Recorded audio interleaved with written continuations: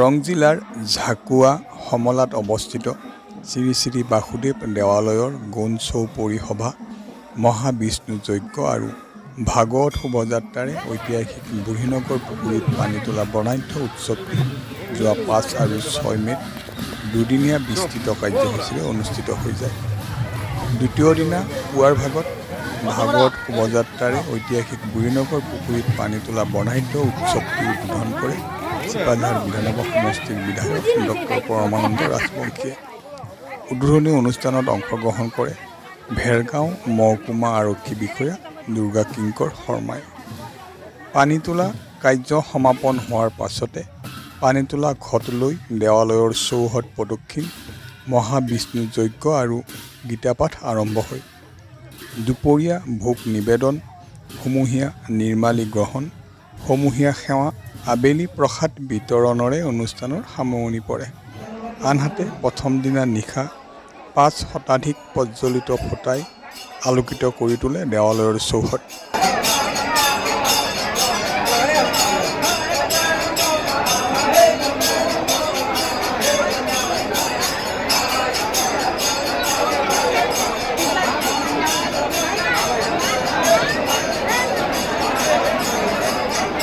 ৰজা আৰিমতৰ দিনত খন্দোৱা সমলেশ্বৰী পুখুৰীৰ দক্ষিণ পশ্চিম কোণত অৱস্থিত শ্ৰী শ্ৰী শ্ৰী বাসুদেৱ দেৱালয়। এই বাসুদেৱ দেৱালয় প্ৰায় ১১শ শতিকাৰ পুৰণি বুলি ঠাৱৰ কৰিব পাৰি। যোৱা ২০১৮ বৰ্ষৰ ডিচেম্বৰ মাহত উদ্ধাৰ হোৱা তামৰফলি লিপিমতে এই দেৱালয়খন প্ৰায় ১১শ শতিকাৰ বুলি ঠাৱৰ কৰিব পাৰি। এই দেৱালয়ৰ যোৱাকালিৰ পৰা গৌণ চৌপৰি সভা, আজি মহাবিষ্ণু যজ্ঞ আৰু ভাগৱত শোভাযাত্ৰাৰে ইতিমধ্যে বুঢ়ীনগৰ পুখুৰীত পানী তোলা কাৰ্যসূচী শোভাযাত্ৰা আৰম্ভ হৈছে। এই কাৰ্যসূচীটো আনুষ্ঠানিকভাৱে ৰূপায়ণ কৰিছে চিপাঝাৰ বিধানসভা সমষ্টিৰ সন্মানীয় বিধায়ক ডক্টৰ পৰমানন্দ ৰাজবংশীদেৱ। এই অনুষ্ঠানত উপস্থিত থাকে ভেৰগাঁও মহকুমাৰ আৰক্ষী বিষয়া মাননীয় শ্ৰী দুৰ্গা কিংকৰ শৰ্মাদেৱ। আৰু যোৱাকালি এই অনুষ্ঠানত যি ভোটা প্ৰদান কাৰ্যসূচী ৰূপায়ণ কৰিছে, ৰাইজৰ বিভিন্ন প্ৰান্তৰ পৰা ভক্তগণ আহি তেওঁলোকৰ মনৰ কামনা পূৰণাৰ্থে ভোটা প্ৰজ্বলন কৰিছে। প্ৰায় ৭০০ ভোটা প্ৰজ্বলন হৈছে। অহাবাৰ ১০০০তকৈও অধিক ভোটা প্ৰজ্বলন হ'ব বুলি আমাক যোৱাকালিয়ে সেই ৰাইজে আমাক পৰামৰ্শ দিছে। আৰু আজি এই ভাগৱত শোভাযাত্ৰাৰে ঐতিহাসিক বুঢ়ীনগৰ পুখুৰীত পানী তোলা কাৰ্যসূচী ৰূপায়ণ কৰিবলৈ ৰাইজৰ বিভিন্ন জিলাৰ পৰা ভক্তমান ৰাইজ উপস্থিত হৈছে। আৰু সমগ্ৰ ৰাজ্যবাসীৰ লগতে বিভিন্ন প্ৰান্তৰ পৰা অহা ভক্তমান ৰাইজক আমি যৎপৰোনাস্তি নাস্তি আপ্যায়ন কৰিবলৈ চেষ্টা কৰিছোঁ। আৰু আপোনালোকৰ চেনেলৰ যোগেদি এই দেৱালয়ৰ প্ৰসাৰ আৰু প্ৰচাৰৰ ক্ষেত্ৰত যাতে আপোনালোকে ভূমিকা লয় তাৰ কাৰণে অনুৰোধ জনাই এই দেৱালয়ৰ সকলো কাৰ্যসূচীতে আপোনালোকৰ দিহা পৰামৰ্শ বিচাৰি আমি আন্তৰিকতাৰে পৰৱৰ্তী সময়তো আপোনালোকৰ উপস্থিতি আমি কামনা কৰিছোঁ।